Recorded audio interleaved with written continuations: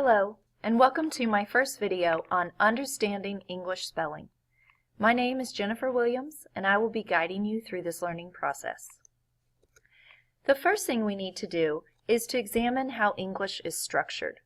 We've been taught, and we often teach our students, that English is phonology based, or based on phonics. But then we have quite a few words that are exceptions to the rules, and we're not sure how to explain those spellings. So we need to re-examine our theory that English is phonology based. Let's look at some words that are considered exceptions. Said. For some reason, the AI grapheme is making the eh sound. Sign. For some reason, there's a silent G in the middle of the word. Does. For some reason, the O and the E make the sound. And onion. For some reason, very few of these letters make the sounds we expect them to. So if the sounds aren't guiding the spelling of the words, what is the reason these words are spelled this way? To understand why words are spelled the way they are, we need to understand the history of the English language. Why is English spelling so weird?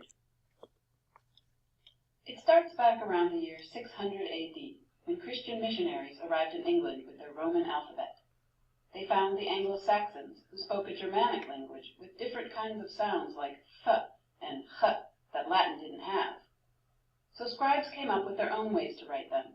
Over a long time, everyone finally settled on the GH for the h. But there's no h in thought anymore. The pronunciation changed. Over hundreds of years, h turned to f in words like cough and enough, or disappeared entirely in words like though or thought. As those changes were getting underway, the printing press was invented, and that was great for the spread of written English. But unfortunately, it was also great for the spread of the spellings that printers had decided on before the pronunciation changes already in progress were complete.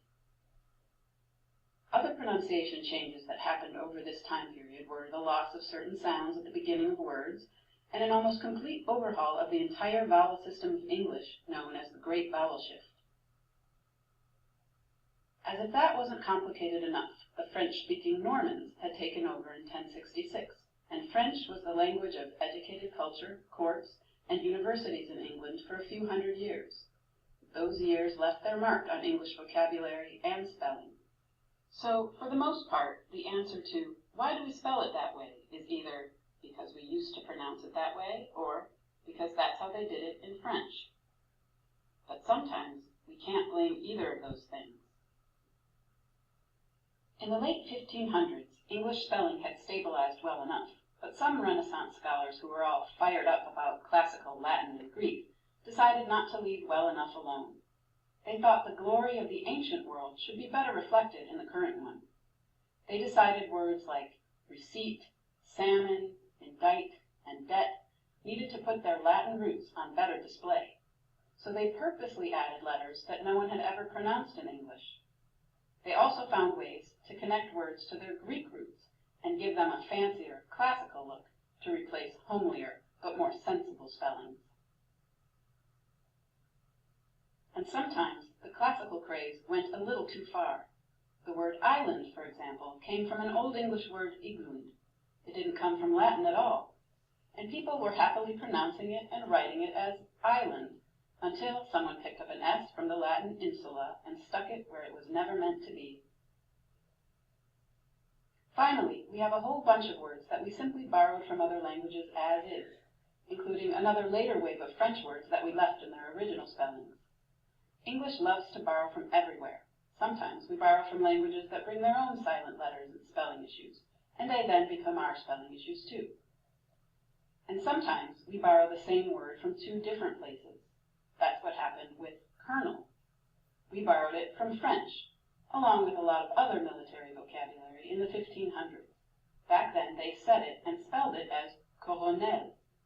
Later, English scholars started translating old Italian military treatises where it was colonnello. Time goes goes by, and wouldn't you know it, people are spelling it the Italian way and pronouncing it the French way. Meanwhile, the French switched over to colonel in spelling and pronunciation. How boring is that? So there's a lot of blame to go around for the spelling situation we find ourselves in. You might not find any comfort in that the next time English sneaks up on you with another crazy spelling prank, but try not to get too mad at English. It's not an arbitrary meaning. It's just a victim of a complicated history.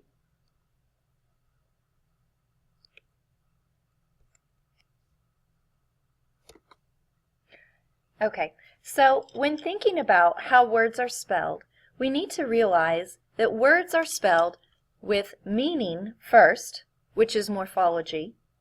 The origin of the word, or etymology, is the second deciding factor in why a word is spelled the way it is.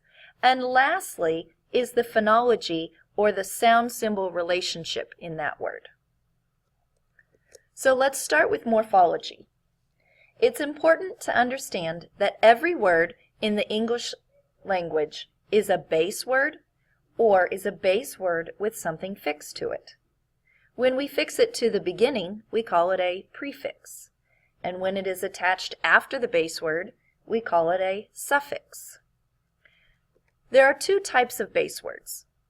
A free base is a word that exists on its own and does not need to have a prefix or a suffix to be complete.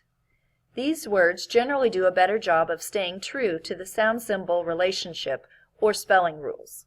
Some examples of these words are play, rain, move, and handle. A bound base is a base that has meaning but cannot be used in spoken or written English until you add a prefix or a suffix to it. Some of these bases include struct, which means to build and could become structure, rupt, which means to break and could become erupt, nate, which means birth and could become prenatal, or mote, which means to move and could become motion. We can look at bases and their possible prefixes and suffixes in something called a word matrix. This allows us to see all the possibilities for words that stem from one base. You can see that we can make destruct by starting with the prefix and moving to the base. Or we can start with re and then move to con, then go to struct and make the word reconstruct. We could also make instruction, instruction. This may be a surprise to you because I was always taught, and always taught my students, that tion was a suffix, and so is sion, but that's not the truth.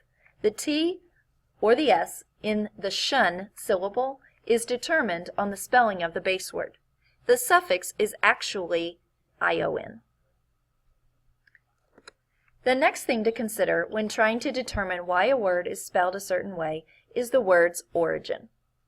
This website, etymonline.com, is a site I use constantly to help me to try to figure out if a word's origin is playing a role in its weird spelling. You can see here that I looked up the word sign, and you can see that the definition is that in the 1300s it was to make the sign of a cross, and it came from the old French word signer, or however it is that we pronounce that, to make a sign to someone to mark, which then came from the Latin word signare. You can see all of the places that it's come from all use the spelling S-I-G-N, and then they use some other letters at the end. So when I have the free base S-I-G-N, I don't pronounce the G. But when I add a suffix al, you hear the G as I pronounce it signal. So understanding about the base of the word and adding the suffix can allow us to understand why a word is spelled the way it is. Another piece of understanding spelling is to understand there is actually quite a few rules in base words. One common question is about the final E after an S. Look at these rules. we can start to see there is actually a reason why the scribes long ago added a final E to these words. Please versus please, dens versus dens. All of the words on this side of the list are words that are in their plural form, whereas the words on this side of the list are not. Because of the confusion long ago, they made the decision that any word ending with an S or an ES has the appearance of being plural, so you will add an E to the end of the word so that there's no confusion. This rule is true for even words that could have never even been considered plural, such as nurse, house, and praise. To see some of the most common rules, you can visit my website at dyslexiainschools.net and then click on my spelling rules page. Here you will see an explanation of the rules presented in the order I teach them, along with videos of instructional techniques that help children remember the rules and apply them to any of the reading and spelling tasks. So you can see that I start off with understanding about short and happy vowels, and then I move into understanding long vowels by telling a story about naughty vowels. Then we move into the floss rule, which is why we would double the F, L, S, or Z at the end of a word. We also have to understand when you hear a K in the word, is it a C, a K, or a CK? The placement of the word and the letters surrounding it determine what you choose. There's also a whole bunch of other short vowel rules, such as you're not allowed to end a word in the J letter. So when you hear the J at the end, you'll choose a GE, or after a short vowel, a DGE.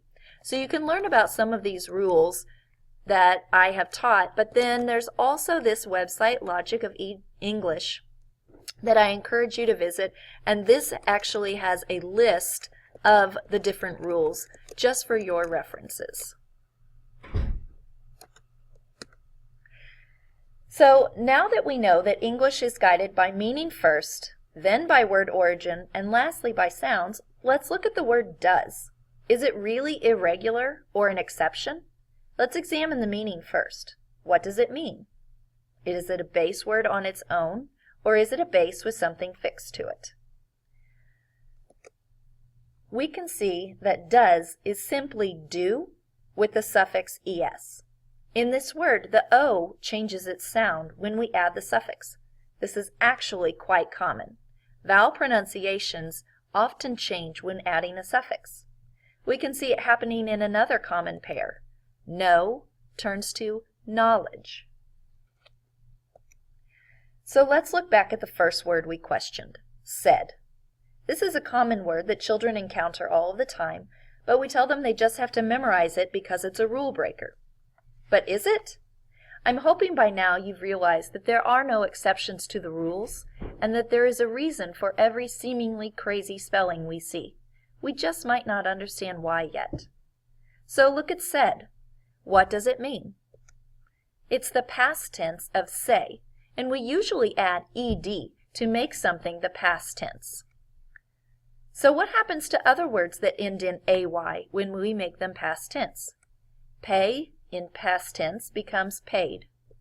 Lay in past tense becomes laid. So does it now make sense why say in past tense becomes said? Remember that pronunciation can change when you add a suffix, and that's exactly what's happened in this word. If you'd like to dig deeper, I provided several sites to visit. Feel free to just pause the video and scan the QR code into your phone or iPad instead of typing in the long web address. Thank you for your time today. If you have any questions or would like to learn more, please contact me at jwilliamsconsulting@yahoo.com or visit my website. Also, keep checking back on my website, dyslexiainschools.net, for more videos and support.